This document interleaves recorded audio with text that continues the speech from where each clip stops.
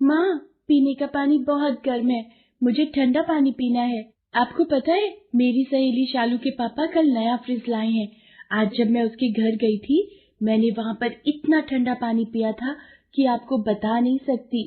पिंकी बेटा, तुझे तो पता है अभी तेरे पापा और मैं इतना नहीं कमाते कि हम इतना महंगा फ्रिज खरीद सके। हाँ, तुझे ठंडा पानी पीना है ना? आज मैं काम से आते हुए मालकिन से बर्फ लेती आऊंगी, फिर बर्फ का पानी ठंडा करके पी लेना। मैंने रोटी बना कर रख दी है, तो खा लेना। माँ, लाइट चली गई, मुझे बहुत गर्मी लग रही है। क्या मैं भी आपके साथ काम पर चलूं? वहाँ पंखे में थोड़ी देर बैठ जाऊंगी। ठीक है चल, पर वहाँ जाकर चुपचाप बैठना, नहीं तो मालकिन गुस्सा करेंगी। ठीक है माँ, मैं वहाँ पर चुपचाप बैठ जाऊंगी। पिंकी की माँ घरों में सफाई बर्तन का काम करती थी और पिता रोजाना की मजदूरी करते थे। गरीब के लिए तो हर मौसम एक चुनौती बनकर आता है। हर बार की तरह इस बार भी गर्मी ज्यादा पड़ रही थी और पिंकी गर्मी से परेशान थी। पंखे की थोड़ी हवा मिल जाए इसी उम्मीद से पिंकी आज अपनी माँ के साथ काम पर चली जाती है। अरे शारदा, पिंकी को साथ लाइए। क्या हुआ? मालकिन, ये साथ आने की जिद करने लगी तो लाना पड़ा। मैंने इसे मना भी किया पर। अच्छा ठीक है, तू पहले जाकर बर्तन कर ले, और पिंकी तू मेरे साथ आ। अब तू आई गई है तो एक काम कर, छत की झाड़ू लगाकर सारे गमले एक तरफ करके रख दे। पर मैं तो पंखे। ओह नो, छत पर कितनी गर्मी है। ओह मॉम, आप छत पर क्या कर रहे हो? प्रिया बेटा, तुम छत पर क्यों आई हो? जाओ एसी चलाकर बैठो और अपनी आइसक्रीम नीचे जाकर खाओ। तुम्हें कितनी बार समझाया है, इन काम वालियों के सामने कोई भी चीज मत खाया करो, नजर लग जाती है। अब जाओ, नहीं तो धूप में पैर जल जाएंगे। मैं पिंकी को काम समझा कर आती हूँ, तब तक एसी चलाकर कमरा ठंडा कर दो। ओके मॉम, कितनी टेस्टी आइसक्रीम है। अब इसे खाते हुए मैं टीवी पर अपना फेवरेट शो देखूंगी। अरे बाप रे, धूप से तो शरीर मानो जल जाएगा। पिंकी सुन, तू अच्छे से झाड़ू लगाकर ही नीचे आना, मैं जा रही हूँ, धूप में और खड़ा नहीं हुआ जा। पिंकी की आंखों में आंसू आ जाते हैं। वो बेचारी तो पंखे की हवा खाने आई थी, पर मालकिन ने उसे काम पर लगा दिया। पिंकी तपती धूप और गर्मी में छत पर झाड़ू लगाने लगी। तभी शारदा आ जाती है। पिंकी, ला ला बेटा, झाड़ू मुझे दे, मैं लगा दूंगी, तू छांव में जाकर बैठ जा। माँ, मैं नीचे जाकर पंखे में बैठ जाऊं? यहाँ बहुत धूप और गर्मी है। ठीक है बेटा, मैं आंगन का पोछा लगाकर पंखा चलाकर आई हूँ, तू थोड़ी देर बैठ जा, तब तक आंगन भी सूख जाएगा, मैं आकर पंखा बंद कर दूंगी। पिंकी नीचे जाकर आंगन में बैठ जाती है। तभी मालकिन फ्रिज में से आम निकालते हुए बोली, पिंकी इधर तो आ जरा। लगता है मालकिन मुझे आम खाने को पूछ रही है, कब से मैंने आम नहीं खाया। जी मालकिन, आपने बुलाया? ये पंखा फालतू का चला रखा है, बंद करो इसे।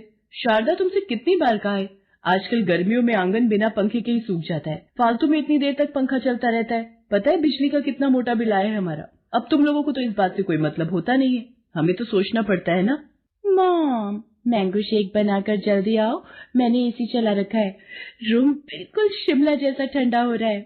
आपने एसी कंबल कहाँ रखा है? मुझे ठंड लग रही है। मैंने अलमारी में रख दिया था, ले लो। अच्छा मालकिन, काम हो गया, मैं चलती हूँ। शारदा पिंकी के साथ घर वापस जाने लगती है। रास्ते में पिंकी का मन उदास था। शारदा को ये बात समझ में आ रही थी। पिंकी बेटा चल, मैं तुझे बर्फ का गोला खरीद देती हूँ। पता है, गर्मी में बर्फ का काला खट्टा गोला खाने में जो मजा है ना, वो अलग ही है। हाँ माँ, मुझे बर्फ का गोला खाना है। भैया, चटपटा मसाला भी ऊपर डाल देना। तुम भी खाओ ना माँ। हाँ हाँ, खाती हूँ खाती हूँ, भैया एक और बना दो। मेरी बच्ची के चेहरे पर खुशी आ गई, वरना ये तो मालकिन के घर बिल्कुल उदास हो गई थी। अगले दिन शारदा काम पर पहुंचती है। आंगन का पंखा चलाने की जरूरत नहीं है, ऐसे ही सूख जाएगा। ठीक है मालकिन, मैं चलती हूँ। अभी मना न करती तो इसका क्या था, पंखा खुला छोड़कर भाग जाती। अब आराम से कुंडी लगाकर कुछ देर एसी में बैठूंगी। हे राम, मैं मर गई, कोई बचाओ। अरे, ये तो मालकिन के चीखने की आवाज है। क्या हुआ मालकिन? हे भगवान, मालकिन तो बेहोश हो गई हैं। अब क्या करूं? मेरे पास तो मालिक का फोन नंबर भी नहीं है। हाँ, रिक्शा बुलाकर इन्हें डॉक्टर के पास ले जाती हूँ। शारदा रिक्शे वाले की मदद से मालकिन को बराबर वाले डॉक्टर के पास ले जाती है। घबराने की कोई बात नहीं है, अचानक गिरने की वजह से ये अपने आप को संभाल नहीं पाई, इसलिए बेहोश हो गई। पता नहीं, अचानक पानी पर पैर फिसला और मैं गिर गई। शारदा, तुम मुझे यहाँ लेकर आई हो, पर तुम तो चली गई थी। नहीं मालकिन, वो मैं सीढ़ियों का पोछा लगाना भूल गई थी, तो वही लगाती हुई सीढ़ियों से नीचे तक जा रही थी। अचानक आपकी आवाज सुनकर मैं ऊपर भाग आई। ये कुछ दवाई मैंने लिख दी है, आप ये ले लेना। शारदा मालकिन को घर ले आती है। गलती मेरी ही थी, मैंने ही तुम्हें पंखा चलाने के लिए मना किया था। मालकिन, ये मैं नींबू चीनी की शिकंजी बनाकर लाई हूँ, आप ये पी लो, इससे आपको आराम मिलेगा। शारदा, तुम भी तो पसीने से भीग रही हो, थोड़ी शिकंजी तुम भी पी लो। कब से मेरे चक्कर में इधर उधर घूम रही हो। मैं इस बेचारी को कितना डांट देती हूँ, पर इसने पल भर भी नहीं लगाया मुझे डॉक्टर के पास ले जाने के लिए। मुझे अपनी गलती को सुधारना होगा। शारदा घर चली जाती है, पर उसकी मालकिन के मन में कुछ और ही चल रहा होता है। अरे सुषमा, तुम ठीक तो हो ना? हाँ, अब मैं ठीक हूँ। वो तो शारदा यही थी, वरना पता नहीं क्या हो जाता। वही मुझे डॉक्टर के पास ले गई थी। गलती मेरी ही थी, मैंने ही उसे आंगन का पंखा चलाने के लिए मना किया था। अच्छा सुनो, मैं सोच रही थी बहुत गर्मी पड़ रही है, क्यों ना हम शारदा को एक दीवार वाला पंखा खरीद कर दे दें। उस बेचारी के पास मेज पर रखने वाला एक छोटा सा ही पंखा है। बहुत गर्मी पड़ रही है। मैंने देखा था उसकी बच्ची बेचारी पंखे की हवा को तरसती है, और वो भी तो पूरा दिन घर के कामों में लगी रहती है। रात भर बेचारी कैसे सोती होगी। हम ना जाने अपने ऊपर कितना खर्च कर लेते हैं, क्यों ना एक गरीब की मदद की जाए।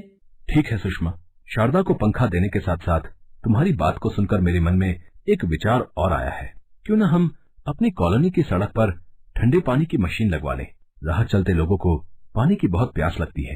रिक्शा वाले, सब्जी, फल और सामान के ठेले वाले, राह पर चलते राहगीर जब गर्मी में तप रहे होते हैं, और गर्मी में सबसे पहली जरूरत ठंडा पानी, जो उन्हें नहीं मिलता। यहाँ से गुजरने वाले लोगों को तो कम से कम पीने का ठंडा पानी मिल ही जाएगा। ये आपने बहुत अच्छा सोचा है। सुषमा शारदा को एक नया पंखा खरीद कर देती है। पिंकी नए पंखे की हवा खाकर बहुत खुश थी। सुषमा का पति राकेश अपनी कॉलोनी के बाहर सड़क के किनारे एक ठंडे पानी की मशीन लगवा देता है।